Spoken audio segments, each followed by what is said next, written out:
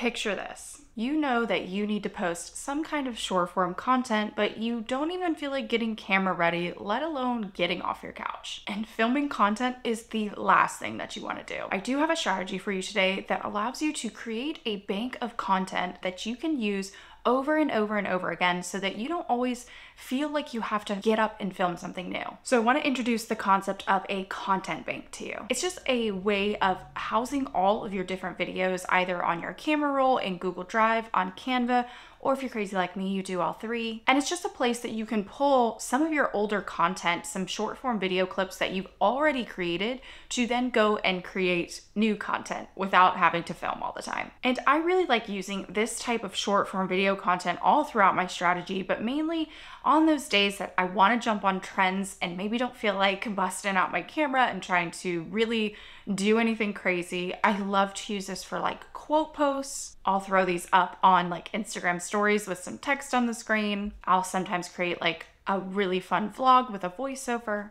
and so much more. Before we dive into exactly what you want inside of this content bank, I actually want to get you in the mindset of consistently kind of adding to this content bank. But to get started, I have a couple of tips and tricks here for you. Number one, simply go back through your camera roll and see what short form video clips you already have that you can repurpose. Did you take like a fun video of your coffee at the coffee shop? Do you have some behind the scenes of like your latest photo shoot? Do you have a super fun and kind of like cinematic clip of your dog that can help people kind of connect with you on a personal level? I guarantee that you already have a handful of video clips inside of your phone that you can use over and over and over again. The second place that you can start to add to your content bank is by sourcing them from stock video websites. And we'll dive into this in just a little bit. If you're kind of feeling stuck on like how to even start producing content for your content bank, this is a great place to either get inspiration or pay or download those stock content videos. And number three, start to build it as a part of your routine. So for me, if I know that I'm not going to be in office for the day, I try and make it a habit of mine to grab at least 5 clips throughout the day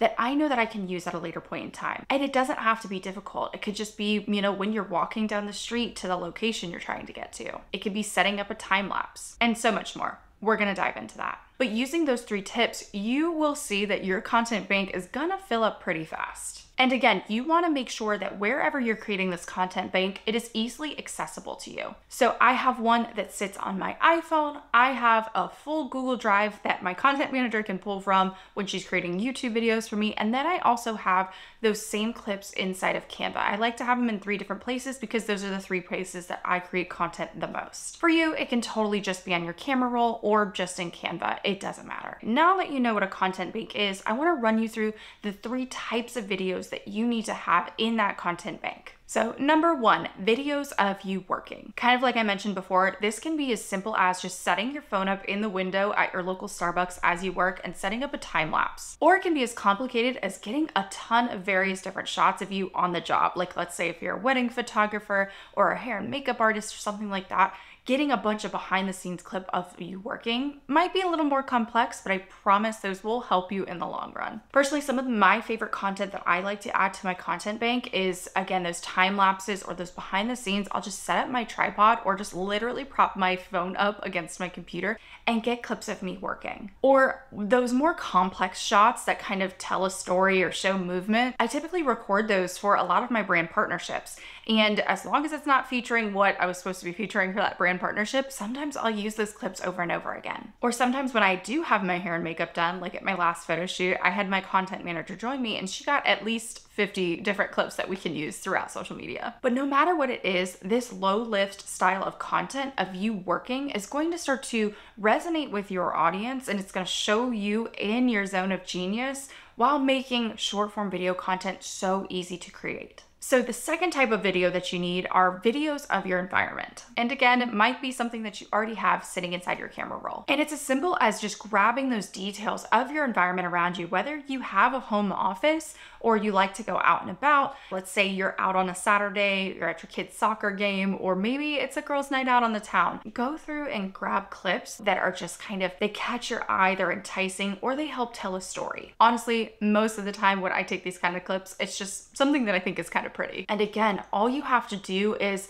throw up these videos on Reels or TikTok and add text on the screen. Or you can clip them together for those mini vlogs and tell a story of your day. And these clips are truly timeless, meaning you can use them over and over and over again. I know there's clips from years ago that I still like to use in my content. And here's a quick pro tip. Whenever you decide to go ahead and record these types of videos, you may only need a couple of seconds when you actually go and produce the short form video, but I do recommend that you take at least a 10-second clip so that you have the flexibility of clipping where you want it to and kind of reduce the motions that you're doing. You can do like slow little pans up and down, back and forth, but when you move super, super fast with these clips, they are a little bit harder to use. And the third type of video that you want inside of your content bank are those stock videos that I mentioned before. This is such a great way to have a ton of content in your camera roll that might feel a bit more professional or polished.